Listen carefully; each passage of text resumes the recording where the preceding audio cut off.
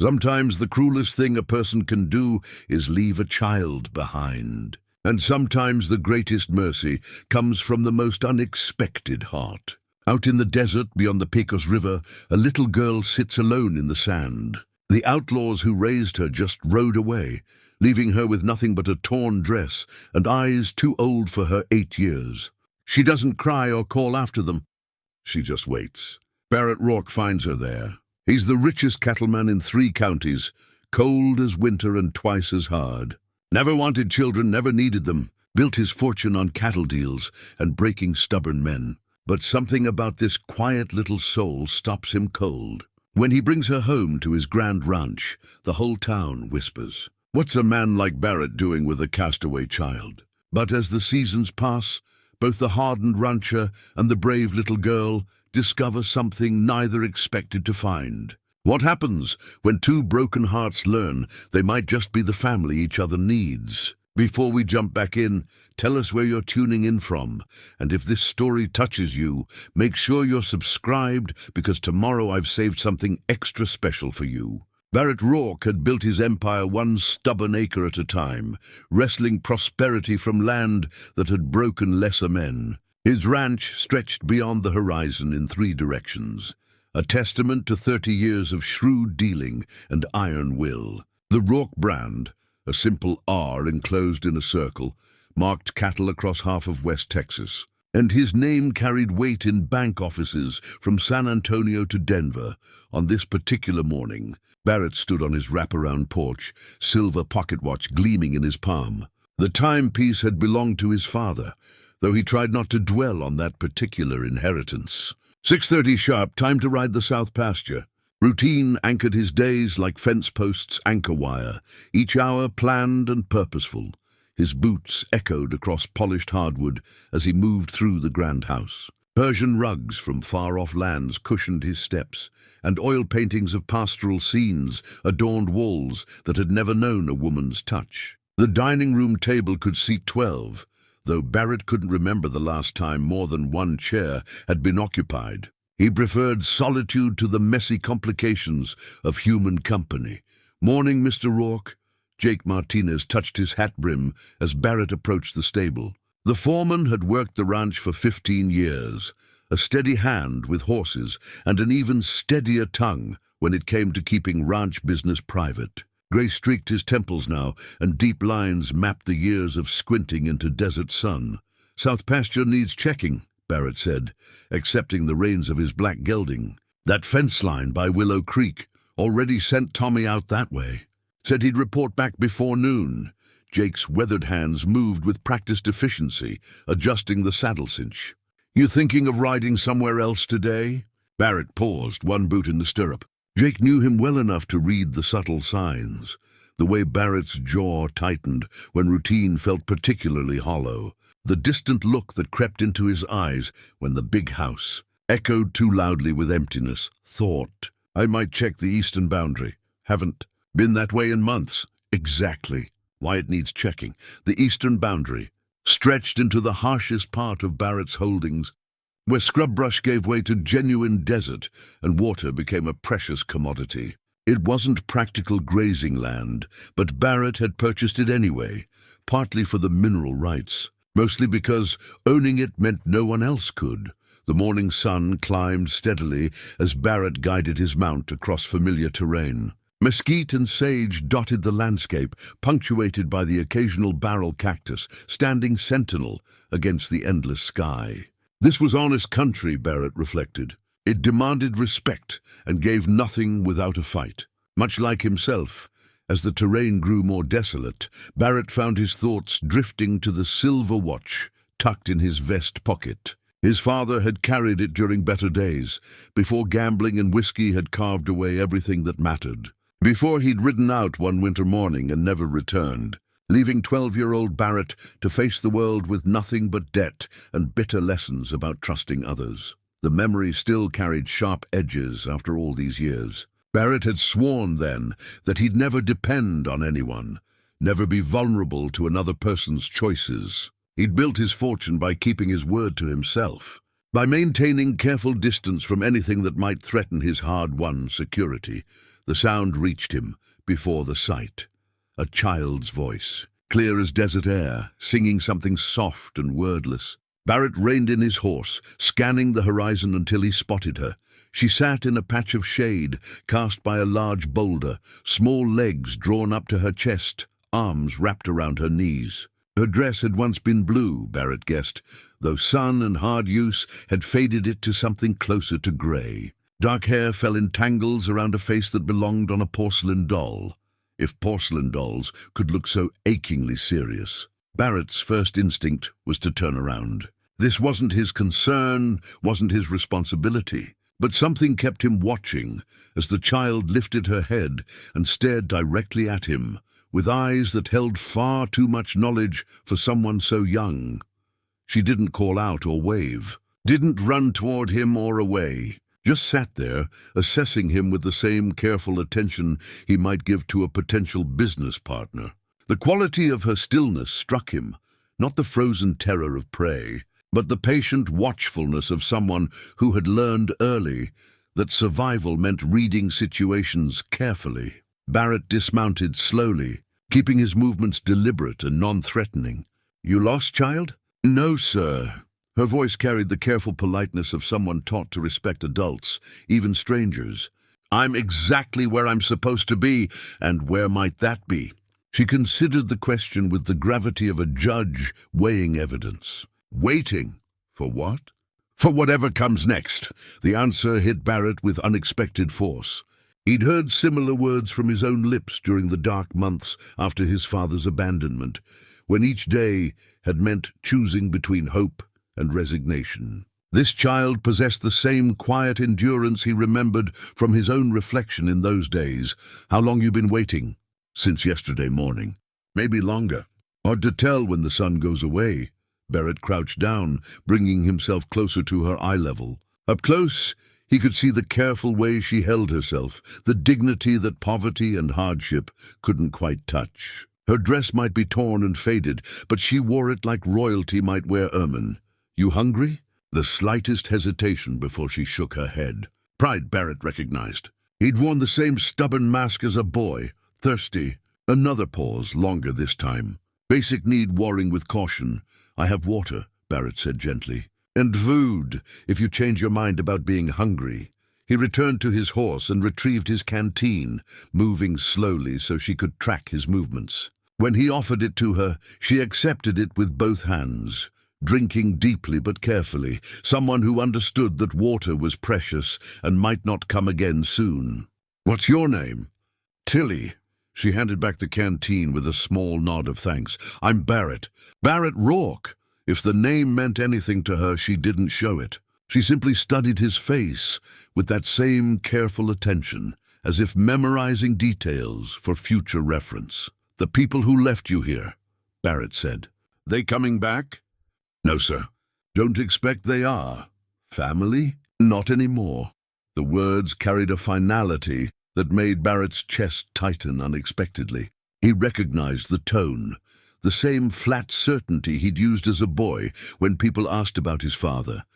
Barrett found himself at a crossroads he'd never expected to face. Every practical instinct screamed at him to ride into town, find the sheriff or the preacher's wife, let someone else handle this particular problem. He had cattle to manage, business to conduct, a carefully ordered life that had no room for complications. But looking at Tilly, really looking at her, he saw something that bypassed every rational argument.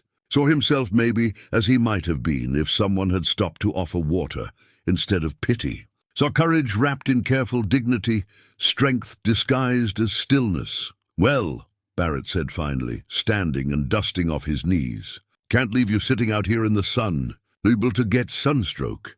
Tilly regarded him steadily. "Where would I go?" "My ranch isn't far. You could rest up, get a proper meal. We'll figure out the rest later." "Why?" The question held no suspicion, just genuine curiosity. Barrett paused, one hand on his horse's reins. Why indeed? He'd spent 30 years building walls between himself and exactly this kind of complication. Had turned away from every charity case and sob story, knowing that survival meant protecting what was his. "Sometimes," he said slowly, A person does something just because it's the right thing to do. Tilly considered this with the same gravity she'd brought to his earlier questions. Finally, she nodded and stood, brushing dust from her faded dress with careful precision. "All right, Mr. Barrett, I'll come with you." As he helped her up onto his horse, settling her safely in front of the saddle, Barrett felt something shift inside his chest, a loosening of some long-held tension he hadn't even realized he'd been carrying. The silver watch in his vest pocket seemed lighter somehow, as if the weight of old disappointments had lessened just a little. They rode toward the ranch in comfortable silence, Tilly's small hands gripping the saddle horn while Barrett's steady arms kept her secure. Behind them, the desert stretched empty and harsh, offering no clues about where this child had come from or what had brought her to that lonely patch of shade. Ahead lay Barrett's carefully constructed world, about to be forever changed by one small act of unexpected mercy. The grand house had never felt so enormous as it did with Tilly standing in the front hall, her small figure dwarfed by the sweeping staircase and crystal chandelier. She turned slowly, taking in the polished furniture and expensive rugs with the same careful attention she'd given Barrett in the desert. "Quite a place," she said softly, not touching anything but clearly cataloguing every detail. Barrett found himself seeing his home through her eyes, the ostentation of it, the cold perfection that had never bothered him before. "It's big," he agreed. "Sometimes too big."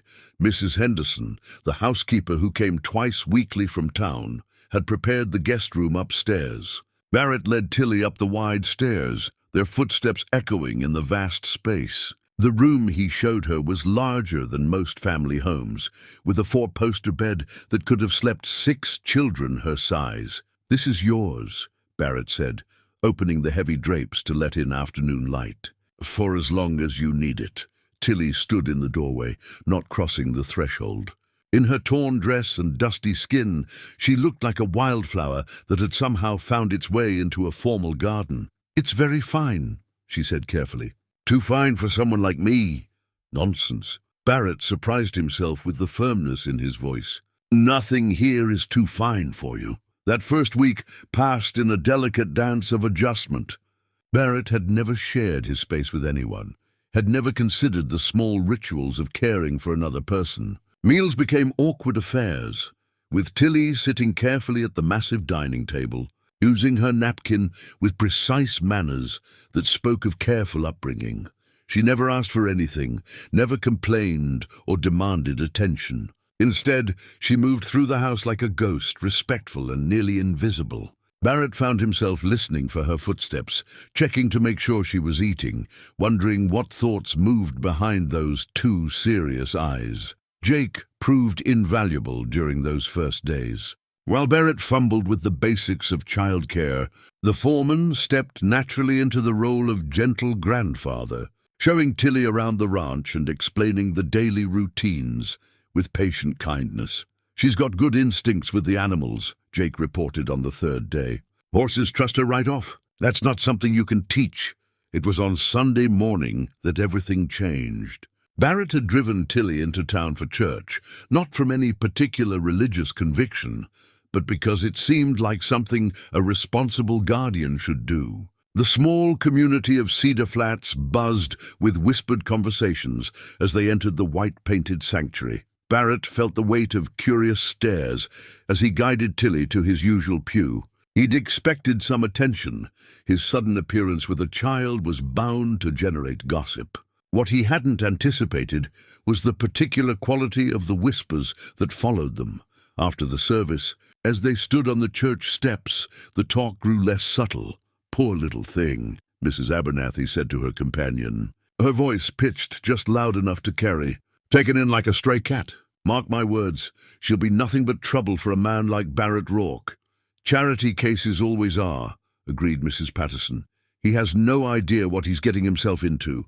Child like that, raised by who knows what kind of people, probably steal him blind before the month is out."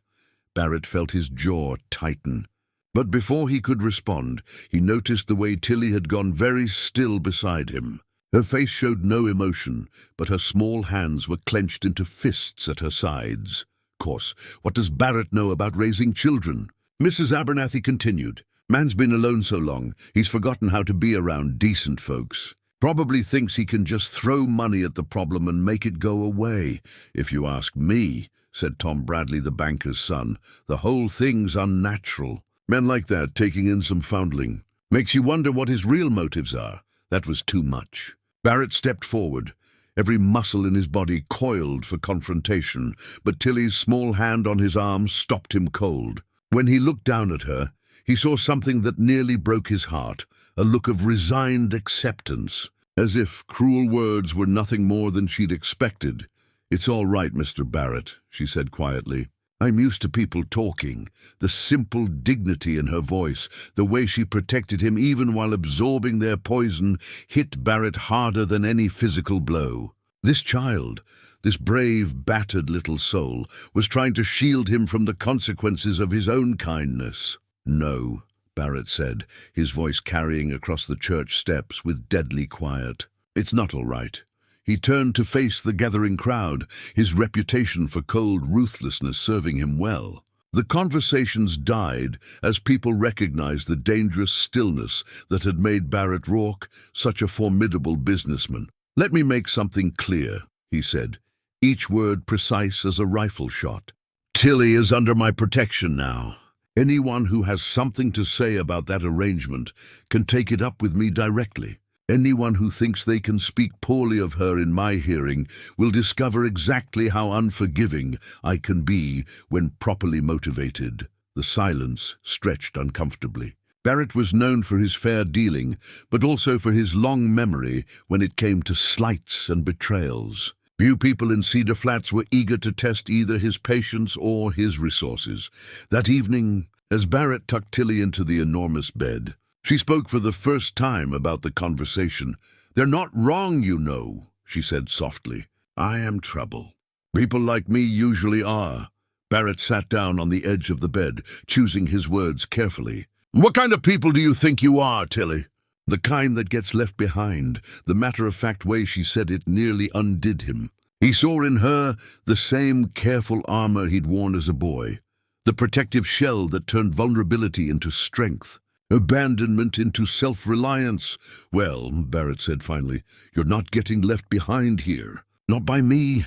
For the first time since he'd found her, Tilly's composure cracked. Tears spilled down her cheeks, not the dramatic sobs of childhood, but the quiet weeping of someone who had learned early that crying changes nothing. "Why?" she whispered. "Why would you keep someone like me?" Barrett reached out slowly, giving her time to pull away if she wanted. When she didn't, he gently brushed the tears from her face with his thumb. "Because," he said, "sometimes a person gets lucky enough to find exactly what they didn't know they were looking for."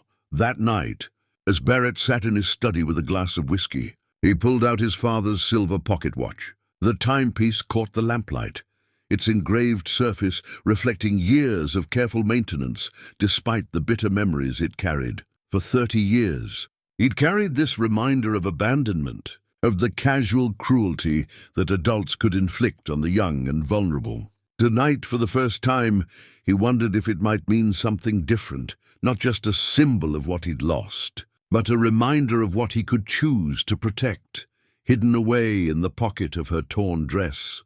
Carefully wrapped in a scrap of faded cloth, Tilly clutched her most precious possession, a small doll she'd sewn from scraps during the long, frightening months with the Outlaws. Its button eyes were mismatched, and its smile was crooked, but it had been her only comfort through the darkest times. Tonight, in this grand house with this unexpected protector, she held the little doll close and whispered the first prayer she'd dared to speak in months, not for rescue, which had already come, but for the courage to believe it might last. Barrett had never been one for writing down his thoughts, but 3 weeks after bringing Tilly home, he found himself sitting at his desk with a leather-bound journal he'd purchased years ago and never opened. The pages were cream-colored and unmarked, waiting for words he'd never thought to write. "Day 21, he wrote carefully. "She helped Jake mend fence today. 8 years old, and she holds wire steady as any ranch hand. Doesn't complain about the heat or the work. Makes me wonder what kind of life shapes a child to be so careful, so grateful for simple kindness. The writing felt strange at first, like speaking a language he'd forgotten.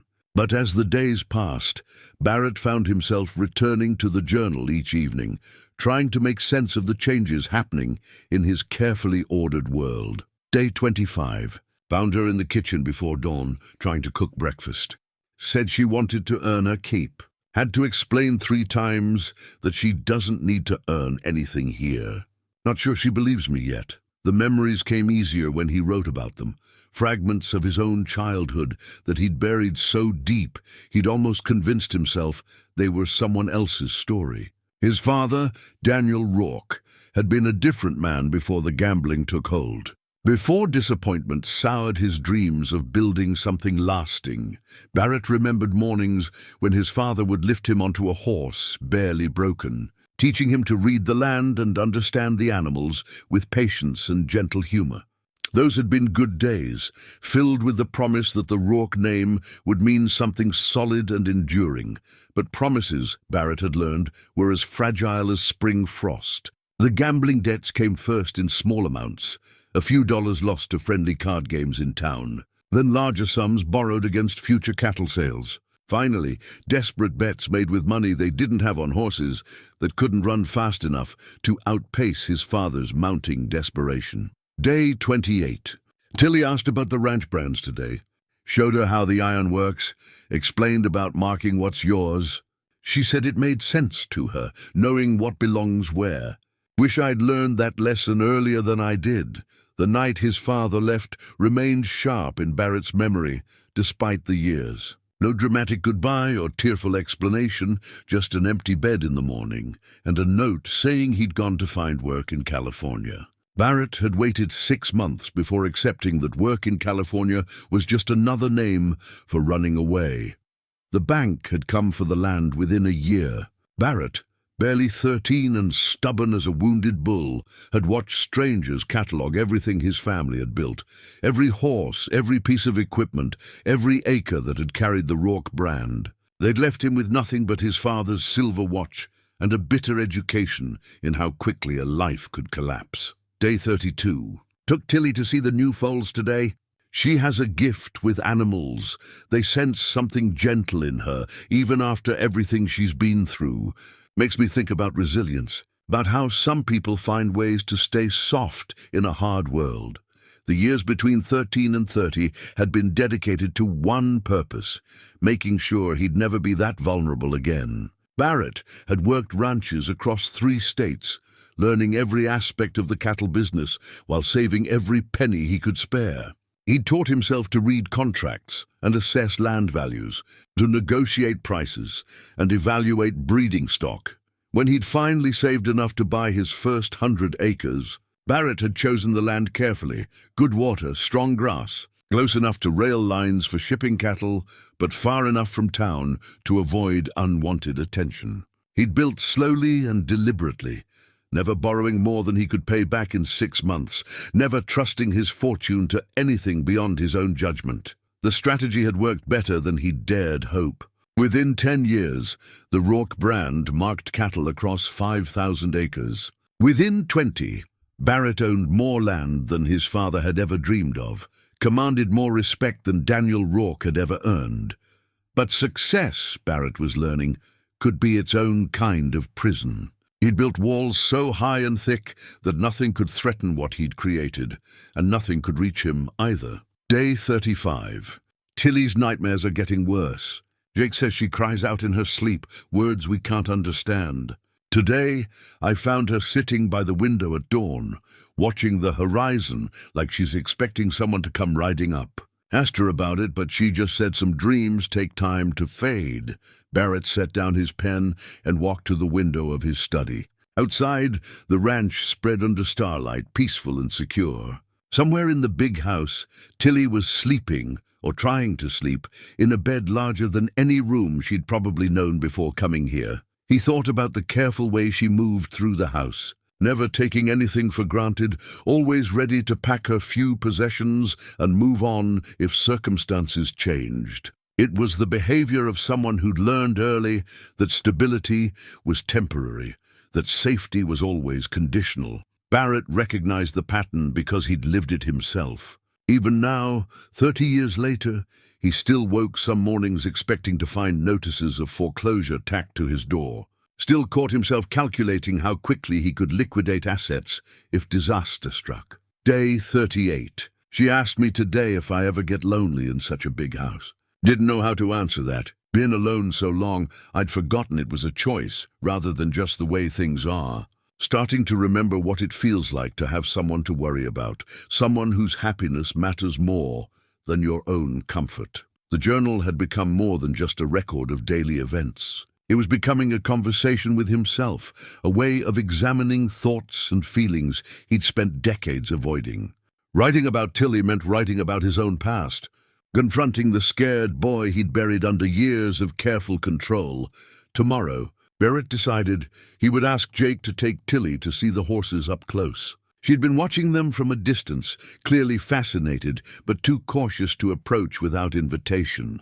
It was time she learned that some things in life were meant to be touched, to be trusted, to be enjoyed without fear of loss. Barrett closed the journal and locked it in his desk drawer.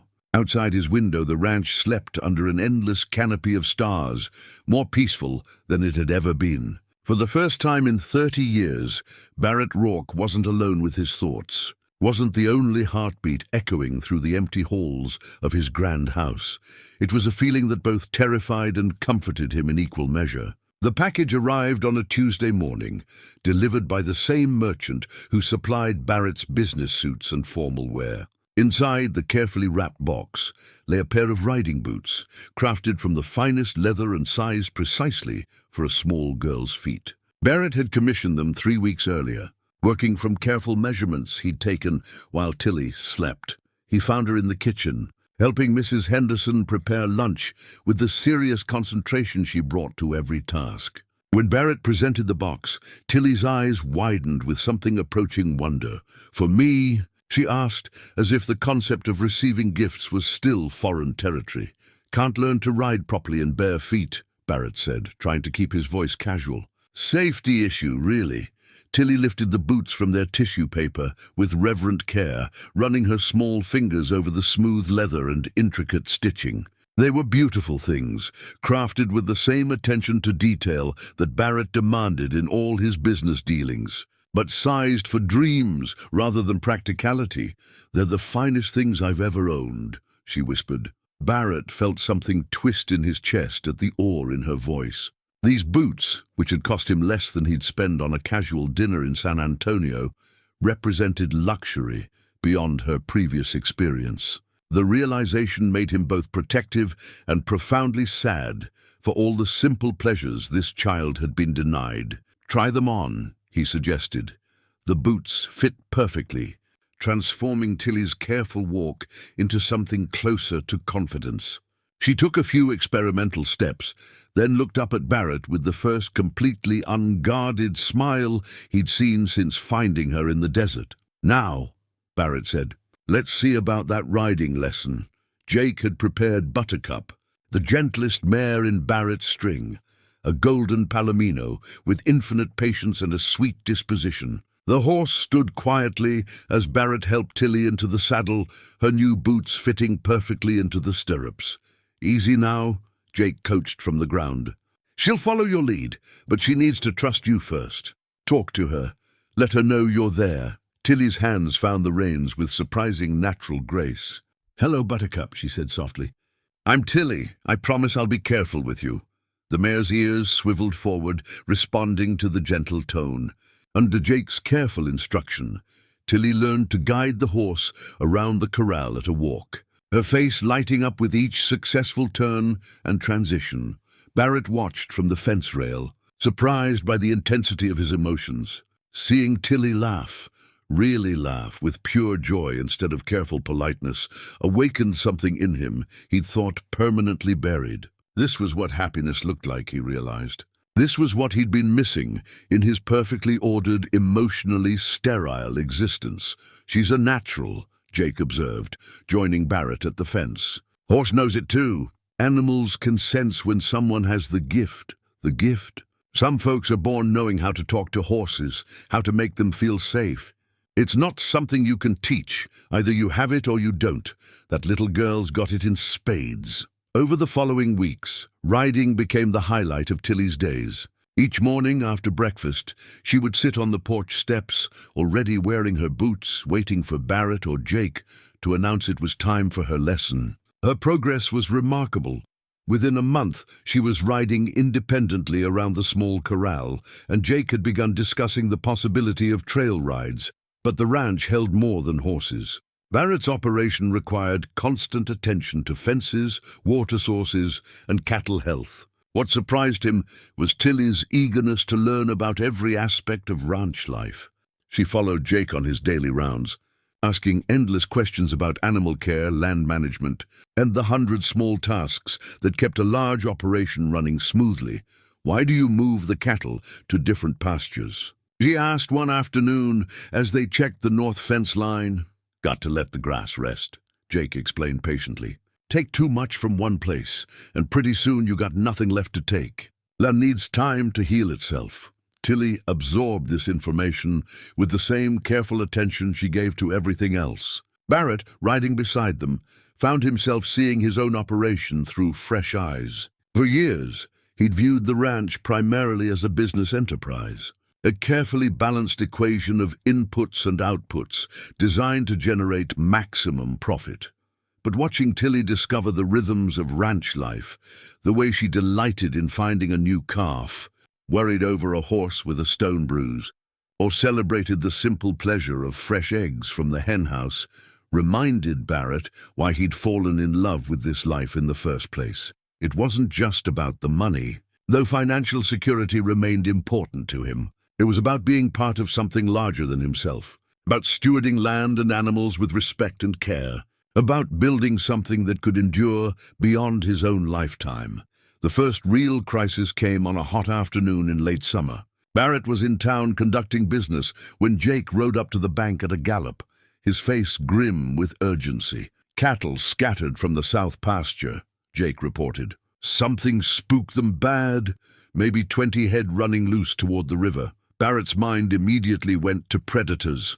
Mountain lions were rare but not unknown in the area, and a big cat could scatter a herd in minutes. But Jake's next words suggested a different kind of threat, found cut fence wire at 3 different places. "This wasn't random, boss. Someone wanted those cattle running loose." Barrett felt the familiar cold anger that had served him well in business dealings. Cattle rustling was a serious crime. But more than that, it was a direct challenge to everything he'd built. No one stole from Barrett Rourke without facing consequences. "Round up whoever you can find," Barrett ordered. "We'll track those cattle and deal with whoever's behind this." But even as he planned his response to the immediate crisis, Barrett's thoughts turned to Tilly, safe at the ranch house under Mrs. Henderson's care. For the first time in 30 years, he had something more precious than cattle to protect, something that couldn't be replaced or recovered if lost. The realization that he now had someone depending on him, someone whose safety mattered more than his own, added a new dimension to every decision he made. Barrett Rourke was no longer just responsible for his own survival and success. He was a guardian now, a protector, a man with something truly worth fighting for. The wooden horse emerged from Jake's weathered hands like something born from the grain itself. Each evening after supper, he would sit on the porch steps with his carving knife and a piece of seasoned oak, working by lamplight until the shape of a galloping stallion began to emerge from the raw wood. Tilly watched the process with fascination, sitting quietly beside him as wood shavings accumulated at their feet. She never asked what he was making or when it would be finished. She seemed to understand that some gifts unfold in their own time. "My grandfather taught me this," Jake said one evening, his knife following the curve of the horse's flowing mane. "Said a man's hands need to make beautiful things sometimes, not just fix what's broken."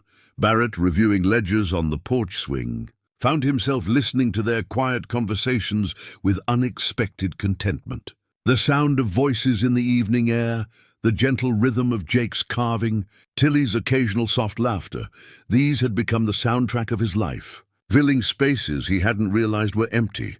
The business pressures, however, were mounting. Word of Tilly's presence at the ranch had spread beyond Cedar Flats, generating speculation and comment in cattle circles across 3 counties. Some saw Barrett's sudden domesticity as a sign of softening, a weakness that might be exploited.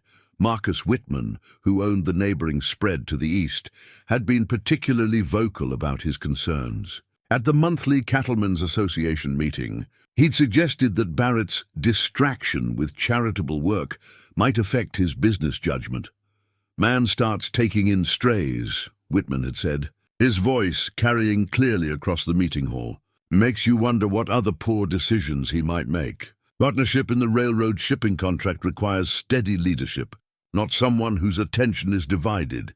Barrett had responded with the icy politeness that his business associates had learned to fear, but the challenge was clear. His competitors sensed vulnerability and were circling like wolves around a wounded elk. The shipping contract Whitman had mentioned was worth more than any single deal Barrett had ever negotiated. The railroad was looking for reliable cattle suppliers to stock their route through Colorado and Wyoming, and Barrett's operation was perfectly positioned to fill that role. But the contract required demonstrating not just cattle quality, but also operational stability and consistent leadership.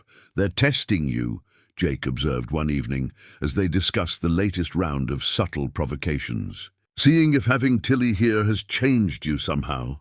Has it?" Barrett asked. Jake considered the question with his usual thoughtfulness. "Changed you? Yes, made you weak? Not hardly. If anything, I'd say having something worth protecting has made you more dangerous. Not less."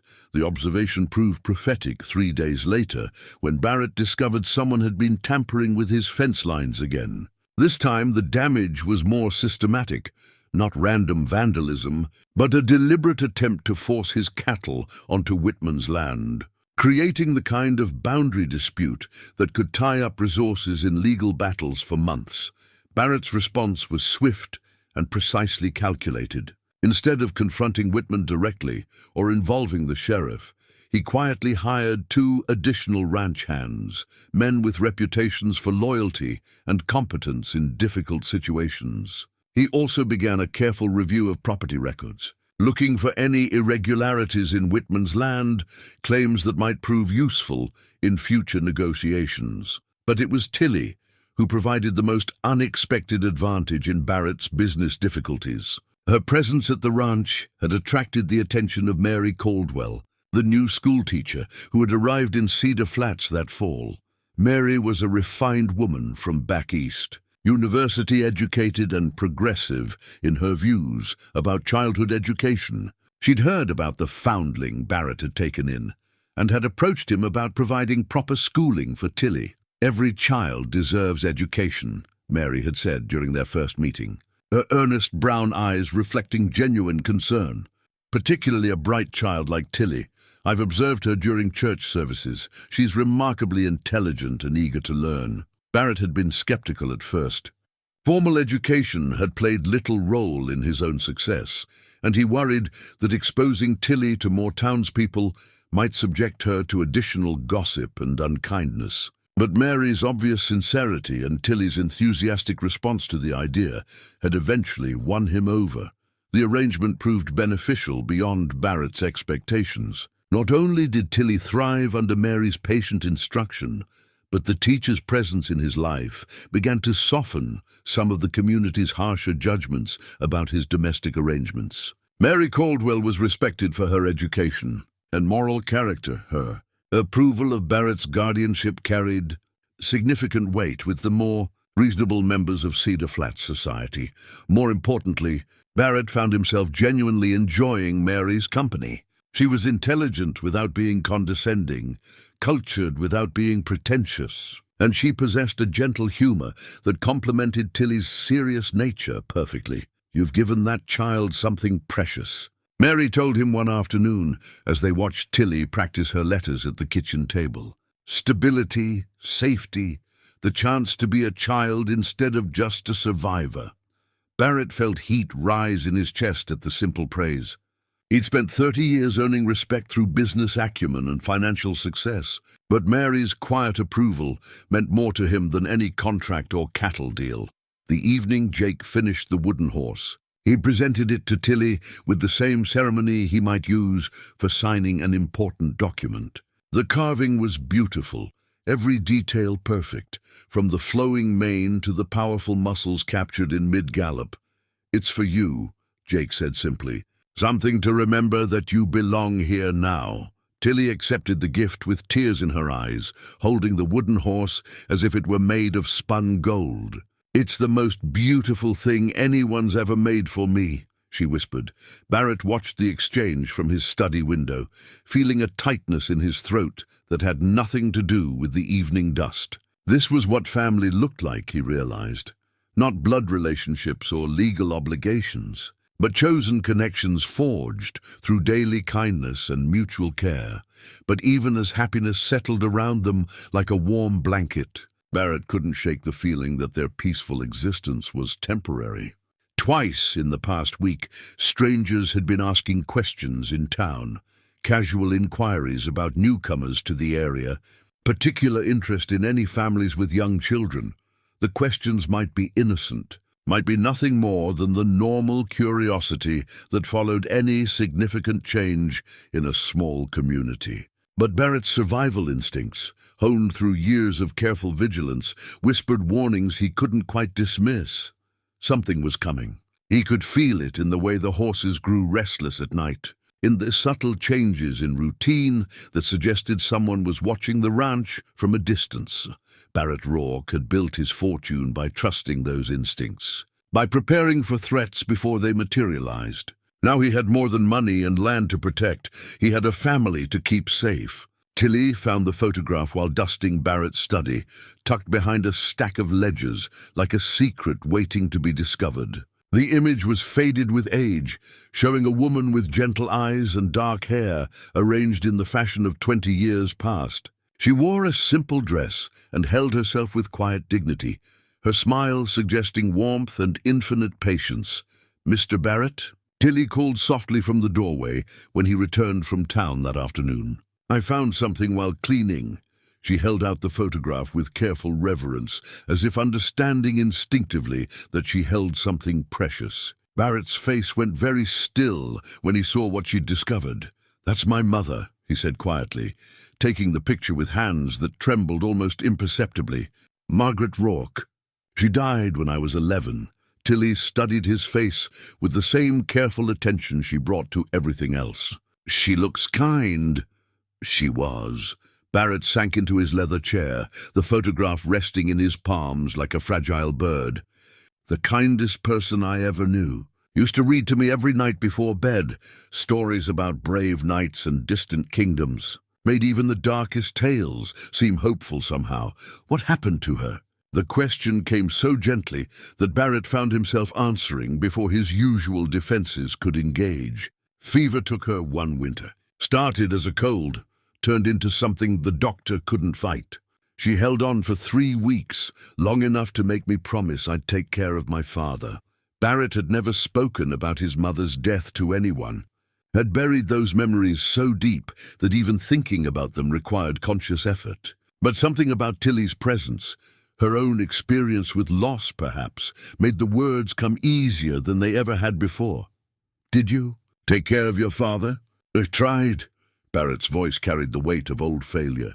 "But some people can't be saved from themselves. My father started gambling to forget his grief, kept gambling until there was nothing left to lose. Then he left too, like the people who left me."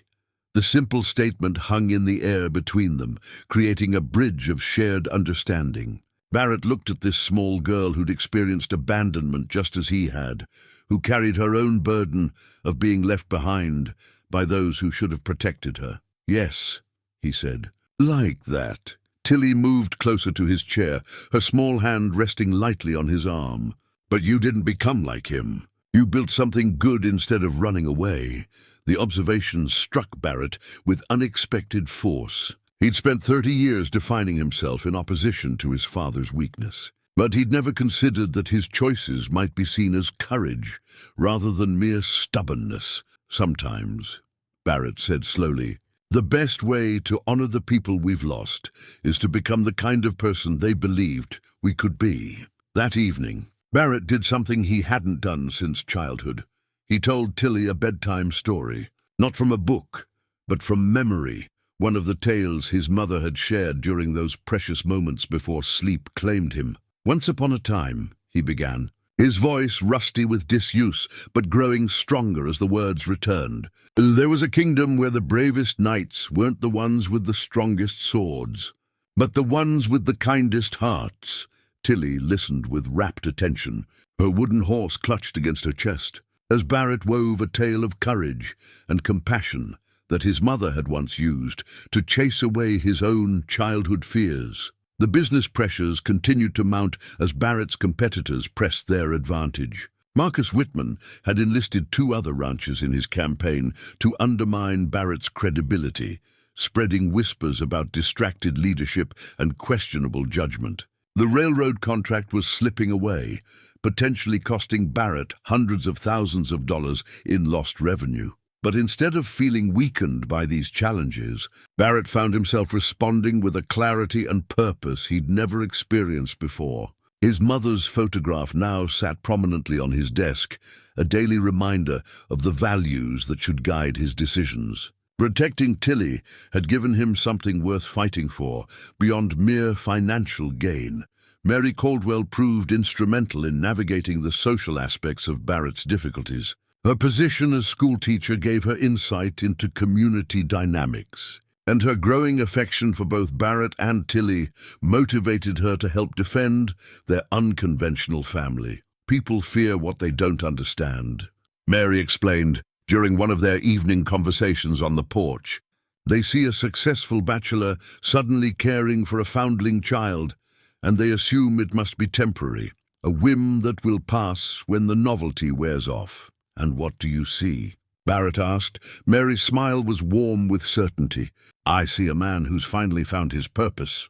You're not the same person you were 6 months ago, Barrett. You're more complete somehow, more yourself. The insight was both comforting and terrifying. Barrett had spent so many years building emotional walls that lowering them felt like exposing himself to attack. But Mary was right. Having Tilly in his life had awakened parts of himself he'd thought permanently buried. The first serious threat materialized on a Thursday evening in late October. Barrett was reviewing contracts in his study when Jake knocked urgently on the door. Got visitors approaching from the east, Jake reported, his hand resting casually on his gun belt. 3 riders moving careful-like. They stopped about a mile out, seemed to be studying the place. Barrett's blood went cold. The strangers who'd been asking questions in town, the subtle surveillance he'd sensed but couldn't prove. It was all connecting into a pattern that spelled danger for Tilly. Get the hands ready, Barrett ordered, quietly. And send Mrs. Henderson home early. I don't want civilians here if trouble starts. As Jake headed to alert the other ranch hands, Barrett opened his desk drawer and withdrew his father's old Colt revolver. He'd hoped never to need the weapon, but protecting Tilly was worth any compromise of his peaceful principles. The riders never approached the house that night, disappearing into the darkness as mysteriously as they'd appeared. But their message was clear. Someone was watching, someone was planning. Someone wanted something from Barrett's carefully constructed sanctuary. That night, as Barrett checked the locks and shutters with unusual thoroughness, he made a decision that would have seemed impossible 6 months earlier. Whatever these strangers wanted, whoever they represented, they would not take Tilly from him. Barrett Rourke had found his family, and he would fight heaven and hell to keep it safe. The sheriff arrived just after dawn, his face grim, with the kind of news that changes everything. Barrett met him on the porch, coffee steaming in the cool morning air. While Tilly helped Mrs. Henderson prepare breakfast in the kitchen. Got something to show you. Barrett, Sheriff Coleman said, his weathered hands unfolding a yellowed piece of paper. Came in on yesterday's train from Austin. Think it might concern that little girl of yours.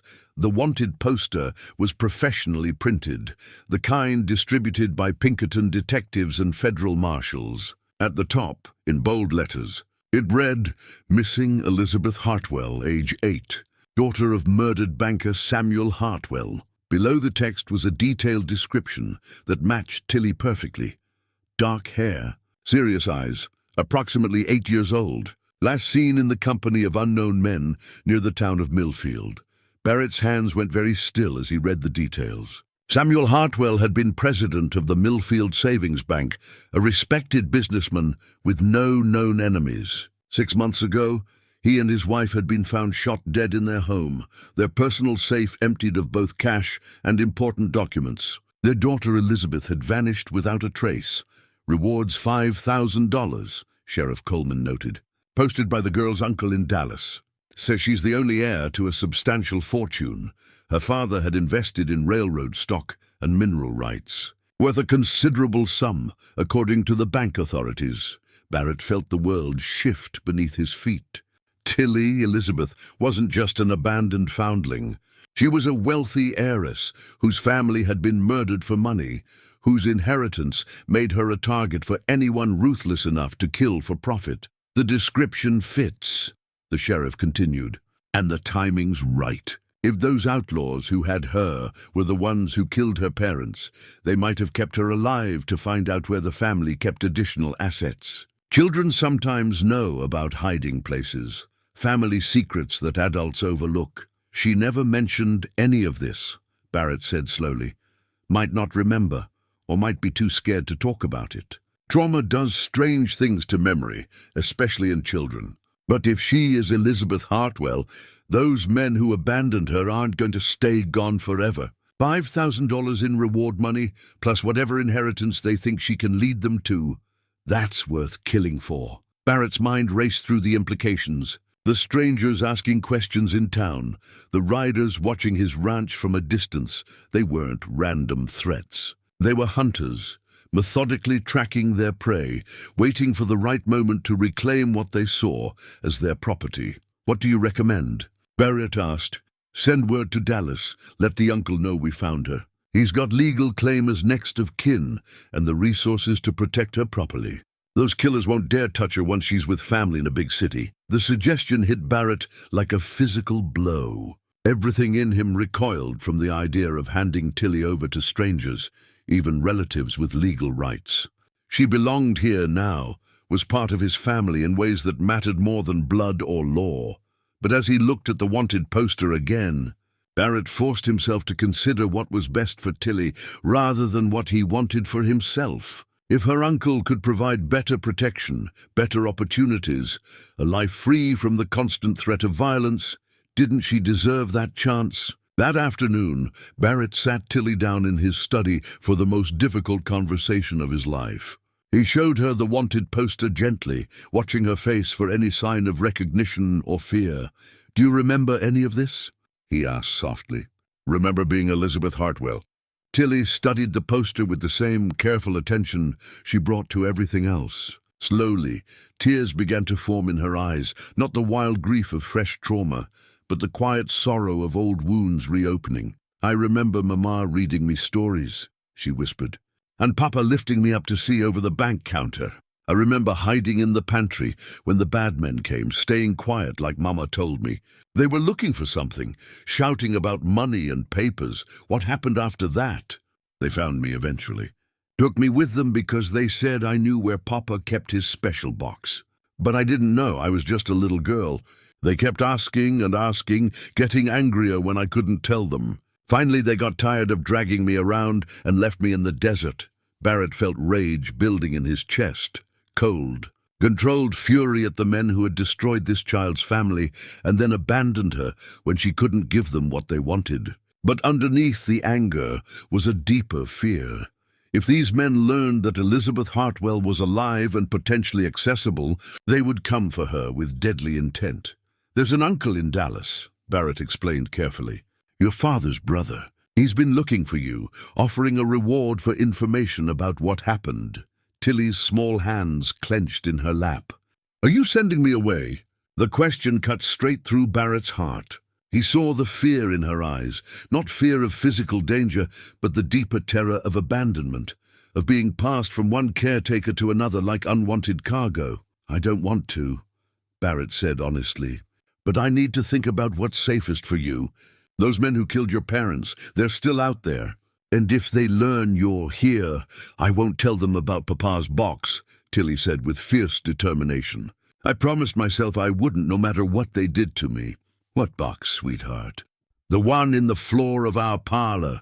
Papa showed me once when Mama wasn't looking, said it was our family's insurance against hard times. He made me promise never to tell anyone, not even Mama, because some secrets are too important to share. Barrett felt the pieces clicking together with terrifying clarity. Samuel Hartwell had hidden assets that his killers never found, wealth that would make Elizabeth not just an heiress, but a prize worth any risk. The men who had murdered her parents would never stop hunting for her, as long as they believed she could lead them to that hidden fortune. But those same hidden assets might also provide the solution Barrett needed. If Elizabeth's inheritance was substantial enough, it could buy the kind of protection that would keep her safe anywhere, including right here on his ranch. Tilly, Barrett said carefully, would you be willing to tell the authorities in Dallas about your father's hiding place? It might be the key to catching the men who hurt your family. She considered the question with her usual gravity. Would that mean I could stay here? With you and Jake and Mary? I don't know yet. But it would mean those bad men couldn't hurt you anymore. And it would mean your parents' killers would face justice for what they did. Tilly nodded slowly, her small chin set with determination that reminded Barrett painfully of his own stubborn courage as a child. Then I'll tell them, but I want you to come with me when I do. That evening, Barrett sent a telegram to both the Dallas authorities and to Marcus Whitman, his business rival. To Dallas, he reported the discovery of Elizabeth Hartwell and requested immediate assistance with her protection. To Whitman, he sent a simple message: railroad contract negotiations postponed indefinitely due to family emergency. Let his competitors think what they wanted about his priorities. Barrett Rourke had found something more valuable than any business deal, more precious than land or cattle or reputation. He had found his daughter, and no force on earth would take her from him without a fight. The men who had killed Samuel and Margaret Hartwell were still out there, still dangerous, still hunting. But they had made one crucial miscalculation. They had underestimated the fury of a man protecting his chosen family. Barrett opened his desk drawer and checked his father's revolver one more time. Tomorrow would bring new challenges, new dangers, new tests of his resolve. But tonight, his family was safe under his roof, and that was enough to build on. Barrett's father's rifle had remained untouched in the gun cabinet for 15 years, wrapped in oiled cloth like a buried secret. Daniel Rourke had been a different man when he'd carried this weapon, harder, more prone to violence, shaped by a war that had ended before Barrett was old enough to understand its cost. Swore I'd never touch this again, Barrett said quietly as Jake helped him clean and load the weapon. Promised myself I was done with that kind of life. Some promises, Jake replied, checking the rifle's action with practiced efficiency. Get broken for the right reasons. The telegram from Dallas had confirmed Barrett's worst fears. Samuel Hartwell's hidden assets were worth more than anyone had imagined, not just cash and securities, but mineral rights and railroad stock that could make Elizabeth one of the wealthiest young women in Texas. The men who had killed her parents weren't petty thieves, but professional criminals, members of a gang that specialized in acquiring wealth through calculated violence.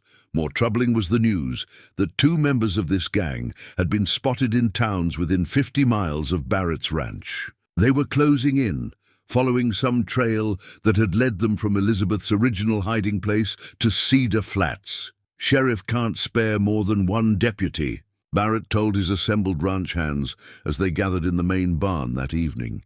State authorities won't arrive until day after tomorrow at the earliest. Which means if trouble comes calling, we handle it ourselves. The men Barrett employed were not gunfighters, but they were loyal and capable. Tommy Rodriguez had served with distinction in the Indian Wars before settling into ranch work. Sam Mueller had been a frontier lawman before deciding he preferred cattle to criminals. Even young Billy Patterson, barely 18, had grown up on these harsh lands and knew how to handle himself in a crisis. "What exactly are we dealing with, boss?" Tommy asked. Barrett spread a hand-drawn map of the ranch on a hay bale, marking key positions and potential defensive points. "Professional killers, at least 3 of them, possibly more. They want Elizabeth alive if possible. She's worth nothing to them dead, but they won't hesitate to kill anyone who gets in their way." "The little girl," Sam said thoughtfully. "She knows that?" "She knows enough. Knows her life is in danger. Knows we're the only thing standing between her and those killers. She's handling it better than most adults would." Barrett had spent the afternoon preparing Elizabeth for what might come, explaining the situation in terms she could understand without frightening her more than necessary.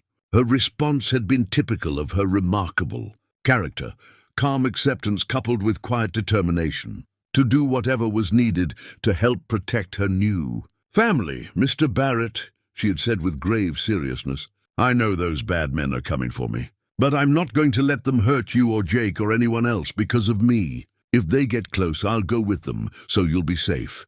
Barrett had taken her small hands in his and looked directly into her eyes. "Elizabeth Hartwell," he had said firmly, "you are my daughter now, and no power on earth is taking you away from me. Those men want to hurt you, and I won't allow that to happen. Do you understand?" She had nodded, tears streaming down her face, and thrown her arms around his neck with desperate relief. In that moment, Barrett had understood that his own survival was secondary to protecting this brave little soul who had already endured far too much. Mary Caldwell had initially protested when Barrett suggested she leave town until the danger passed, but her practical nature had eventually won out.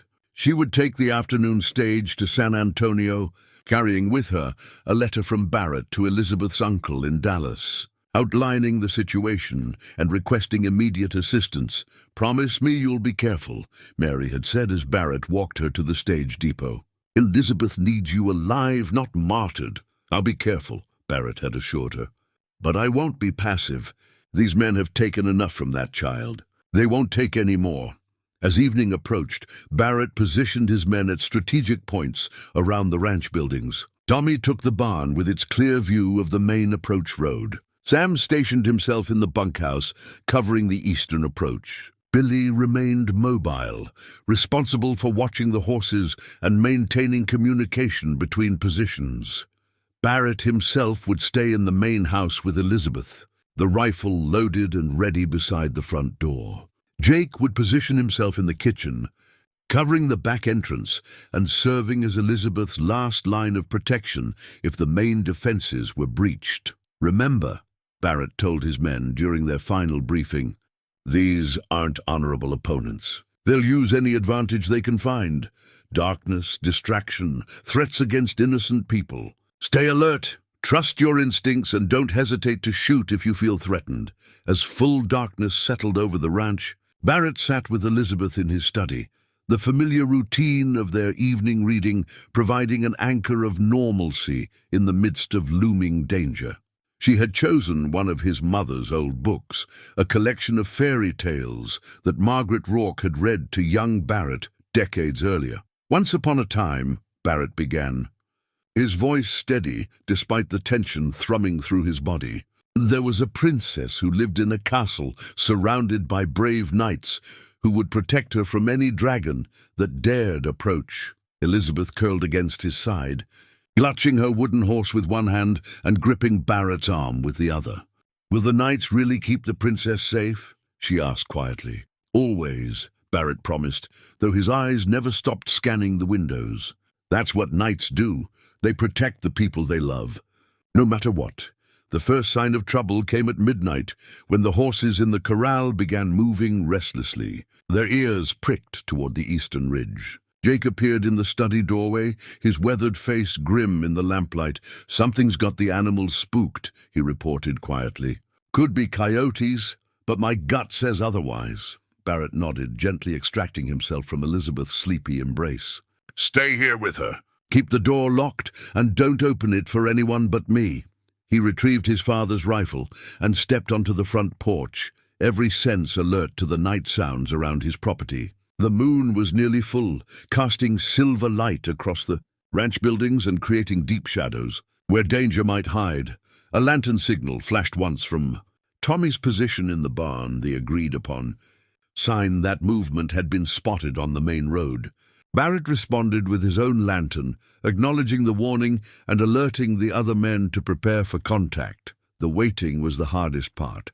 Barrett had faced business rivals and natural disasters, had weathered financial crises and personal losses, but this was different. This was about protecting something more precious than money or property. This was about keeping his daughter safe from men who would kill her without hesitation if they couldn't profit from her continued existence. As the minutes stretched into an hour, Barrett found himself thinking about the choices that had brought him to this moment. 6 months ago, he'd been a wealthy but essentially lonely man, successful by every measure except the ones that truly mattered. Finding Elizabeth in the desert had changed everything, had awakened parts of himself he'd thought permanently buried. Now he stood ready to kill or die for a child who wasn't his by blood, but who had become his in every way that mattered. The irony wasn't lost on him. In trying to save Elizabeth, he had actually saved himself, had found the purpose and meaning that had been missing from his carefully constructed life. Another signal from Tommy, this one more urgent. 3 flashes, multiple riders approaching from different directions. Barrett felt his heart rate increase, but his hands remained steady on the rifle. Whatever came next, he was ready. The sound of horses moving at walking pace carried clearly in the still night air. Barrett counted at least 4 animals, probably more, approaching his ranch with the careful precision of men who had planned this assault thoroughly. Inside the house, he could hear Jake's quiet voice reassuring Elizabeth, explaining that everything would be fine, that Mr. Barrett and the other men would keep her safe. The calm certainty in Jake's tone impressed Barrett. Here was a man who understood that courage wasn't the absence of fear, but the willingness to act despite it. Barrett checked his pocket watch. midnight. In 6 hours, the sun would rise on whatever remained of his world. Either his family would still be intact, or everything he'd built and protected would be shattered by the violence that was now inevitable. But as he stood on his porch in the silver moonlight, rifle ready and resolve unshakable, Barrett Rourke felt something he'd never experienced before, the absolute certainty that he was exactly where he needed to be, doing exactly what he was meant to do. The men approaching his ranch had made their choice when they murdered Samuel and Margaret Hartwell. They had made their choice when they terrorized an 8-year-old child and left her to die in the desert. Now Barrett would make his choice, and it would be final. The attack began with the sound of splintering wood as someone forced the back gate of the corral, spooking the horses into nervous whinnying. Barrett recognized the tactic: create noise and confusion, draw attention away from the main assault while position shooters took control of key positions. Gunfire erupted from 3 directions simultaneously. Muzzle flashes lit the darkness like deadly fireflies as the killers announced their presence with a coordinated volley aimed at the ranch buildings. Barrett dropped to one knee behind a porch post as bullets chewed splinters from the wooden railing above his head. "Barrett Rourke," a voice called from the darkness. "We know you got the Hartwell girl in there. Send her out and nobody else needs to get hurt." Barrett responded by putting a rifle shot into the shadows where the voice had originated, earning a curse and the sound of someone diving for better cover. Negotiation was not an option. These men had already demonstrated their willingness to kill anyone who stood between them and their prize. From the barn came the distinctive crack of Tommy's hunting rifle, followed by a scream of pain that suggested the ranch hand had found his target. The return fire was immediate and heavy, forcing Tommy to abandon his elevated position for the safety of the hayloft. Inside the house, Barrett could hear Jake's calm voice directing Elizabeth to the reinforced pantry they had prepared as a final refuge. The small room had thick walls and only one entrance, making it nearly impossible to assault without exposing attackers to defensive fire. How many you count, boss? Jake called from the kitchen window. At least 5, Barrett replied, tracking movement in the corral area. Maybe more posted as lookouts. A lantern suddenly blazed to life near the barn, casting dancing shadows across the ranch yard. Barrett realized with cold clarity that the attackers were using light as a weapon, illuminating defensive positions while keeping themselves hidden in the surrounding darkness. The lantern signal had been turned against them. What should have been a tool of communication was now being used to strip away their concealment. Barrett aimed carefully and shattered the lantern with a single shot, plunging the yard back into silvery moonlight. "You're just making this harder on yourself, Rourke," the same voice called. "We can wait out here all night, pick off your men one by one. Or you can be smart and send us what we came for." Barrett's response was another rifle shot, this one aimed at the muzzle flash from the speaker's position. The sound of breaking glass suggested he'd hit a window in the old bunkhouse, forcing the killers to seek new cover. From his position on the porch, Barrett could see Sam Mueller moving between the buildings, using shadows and farm equipment for concealment as he tried to flank the attackers. The former lawman's experience showed in his disciplined movement, never exposing himself unnecessarily, always keeping an escape route open. Young Billy Patterson had taken refuge in the blacksmith shop, his position offering excellent coverage of the main approach road. Barrett could see the boy's rifle barrel protruding from the forge window, steady and ready despite his youth. But the attackers were professionals, and they began to demonstrate their experience with coordinated assault tactics. While some of them kept the defenders pinned with covering fire, others used the distraction to advance to closer positions. Barrett saw movement near the main house, a shadow detaching itself from the darkness and sprinting toward the kitchen entrance. He swung his rifle around, but couldn't get a clear shot without risking hitting Jake, who was defending that same doorway. The crash of splintering wood announced that someone had breached the kitchen door. Barrett heard Jake's shotgun boom once, twice, followed by the sound of a body hitting the floor. But the gunfire from outside intensified, suggesting that the breach had been a diversionary tactic. "Jake," Barrett called. "Status!" "One down in the kitchen," Jake replied, his voice tight with pain. "But I took a hit in the shoulder. Still fighting, but bleeding pretty good." Barrett felt cold fear settle in his stomach. With Jake wounded, Elizabeth's protection was compromised. The attackers were systematically destroying his defensive positions, and it was only a matter of time before they overwhelmed his small force. Another muzzle flash from the corral area, this one closer to the house. Barrett returned fire and was rewarded with a grunt of pain, but he could see at least 2 more figures moving through the shadows toward his position. The sound of horses approaching from the east made Barrett's heart sink. Reinforcements for the attackers, turning already overwhelming odds into an impossible situation. But as the hoofbeats grew closer, Barrett realized something was wrong with his assumption. These horses were moving too fast, too recklessly for men trying to maintain stealth. And the sound was coming from the direction of town, not from the wilderness where the killers had been camping. A new voice cut through the night air, younger, more authoritative than the attackers. "This is Deputy Marshal Williams. You men are surrounded. Throw down your weapons and surrender." The cavalry had arrived, but whether they were in time to save Barrett's family remained to be seen. The arrival of federal marshals changed the battle's dynamic, but didn't end the danger. The killers, finding themselves caught between Barrett's defenders and law enforcement, responded with desperate fury rather than surrender.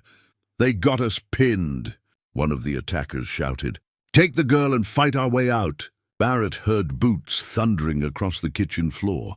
Someone had made it past Jake's wounded defense. Every instinct screamed at him to abandon his position and race to Elizabeth's protection.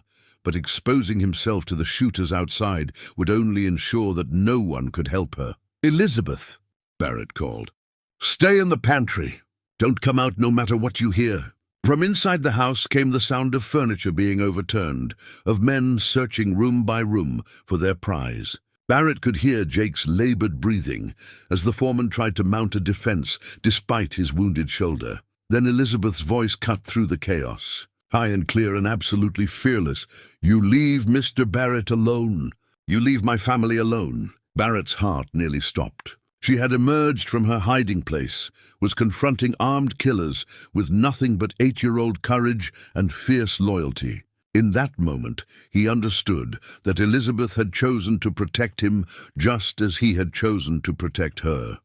The tactical situation clarified with deadly simplicity. Barrett abandoned caution and charged through the front door, his father's rifle ready to defend the most important person in his world. He found Elizabeth standing in the front hallway, a small form blocking the path to the study where Barrett's safe contained important papers. Behind her, Jake leaned heavily against the kitchen doorframe, his shotgun trained on 2 armed men who had been advancing through the house. "There she is," one of the killers snarled. "Grab her and let's get out of here." As the man reached for Elizabeth, she did something that surprised everyone in the room. Instead of cowering or running, she ducked low and rolled toward the study door, using her knowledge of the house layout to evade capture while simultaneously drawing the killers away from Jake's defensive position. Barrett's rifle spoke once, the heavy bullets spinning the first killer around and dropping him instantly. The second man swung his pistol toward Barrett, but Jake's shotgun boomed from the kitchen doorway, ending that threat permanently. "Outside!" Elizabeth called urgently. "There's more of them outside!"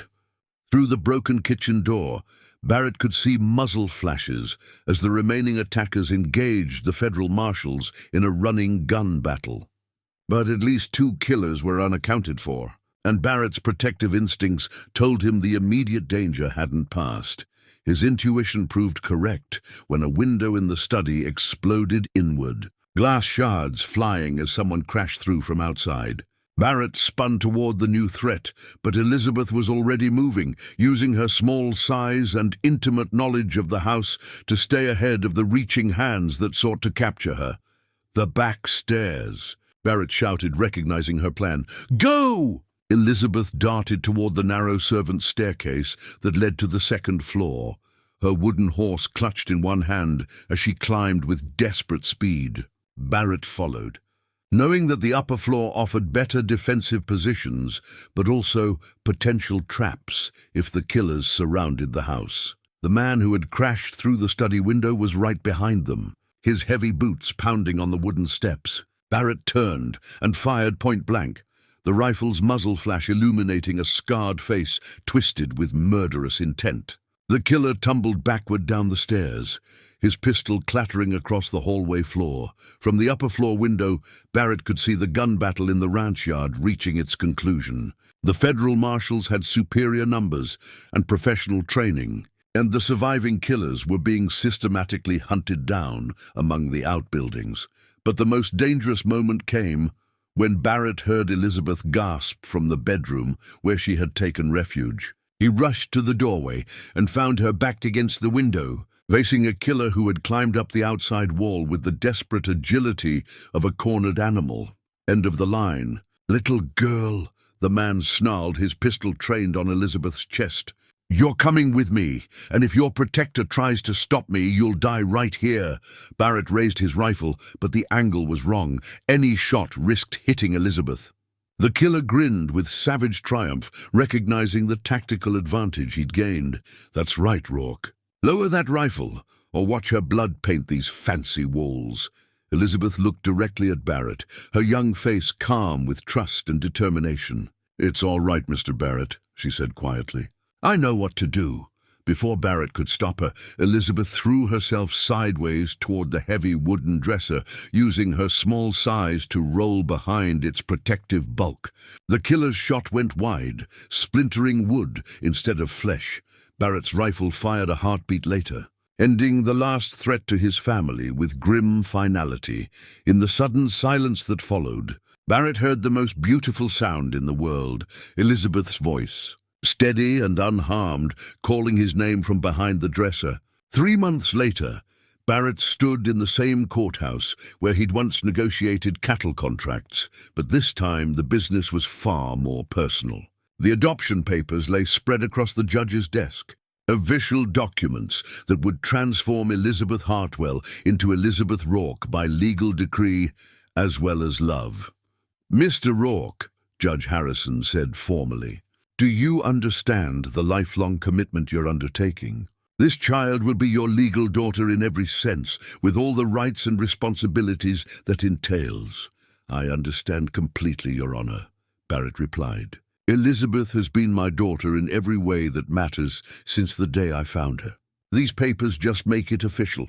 Elizabeth sat beside him in her finest dress, blue as her eyes, purchased specially for this occasion. Her small hand rested confidently in Barrett's larger one, no longer the frightened, abandoned child he'd discovered in the desert, but a young girl secure in the knowledge that she belonged somewhere, was wanted by someone, had a family that would never leave her behind.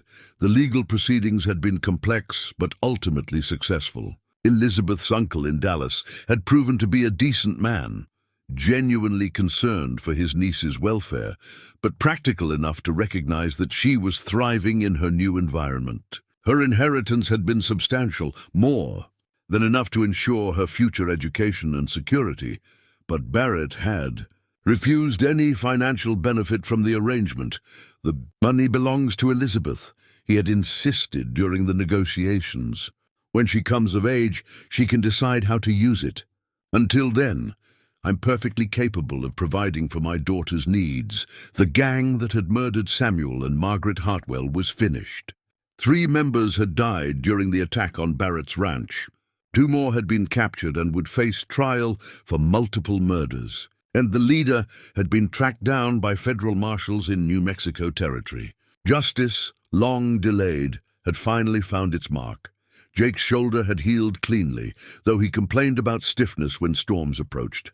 The foreman had become even more protective of Elizabeth after the attack, if such a thing were possible, and his evening woodcarving sessions had expanded to include a whole menagerie of animals.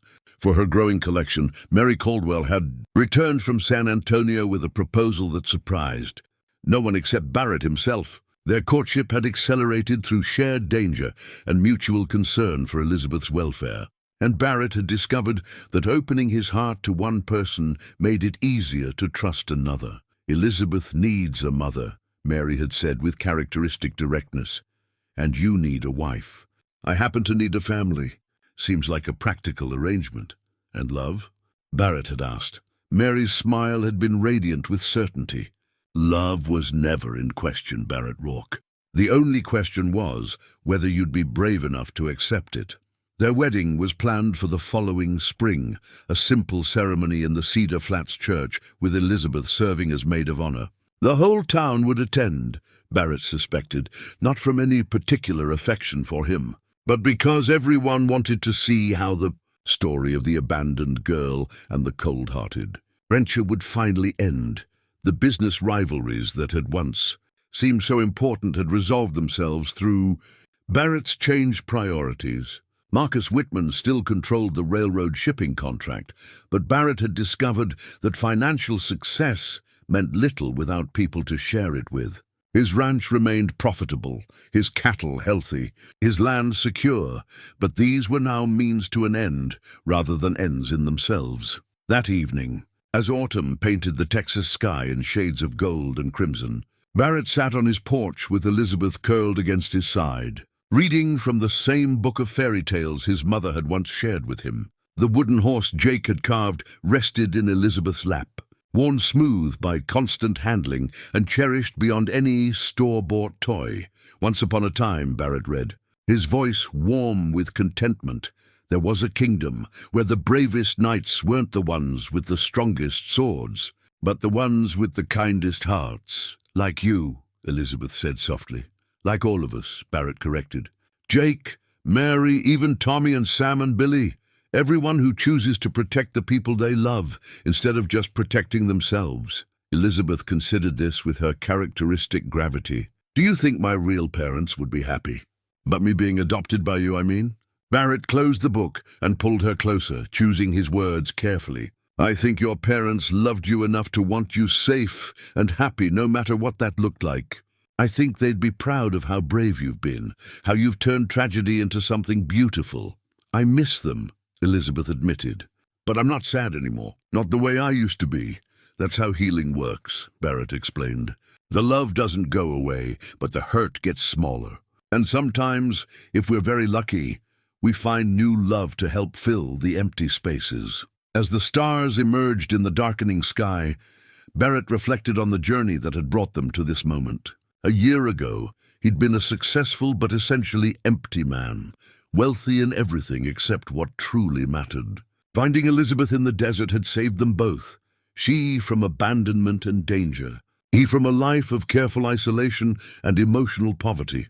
Inside the house, Mary was preparing tomorrow's lessons, humming softly as she worked. The sound of her voice joined the evening chorus of crickets and nightbirds, creating a symphony of domestic contentment that Barrett had never imagined possible. His father's silver pocket watch ticked steadily in his vest pocket, no longer a reminder of abandonment, but a symbol of time's capacity for healing and second chances. Some legacies, Barrett had learned, were meant to be transformed rather than simply inherited. Tomorrow would bring new challenges and new joys. The daily rhythm of family life, with all its complications and rewards. But tonight, Barrett Rourke sat on his porch with his daughter in his arms and his future wife's laughter drifting through the open windows, and knew with absolute certainty that he was exactly where he belonged. The abandoned girl and the lonely rancher had found their way home to each other, proving that sometimes the most unlikely families are the strongest ones of all.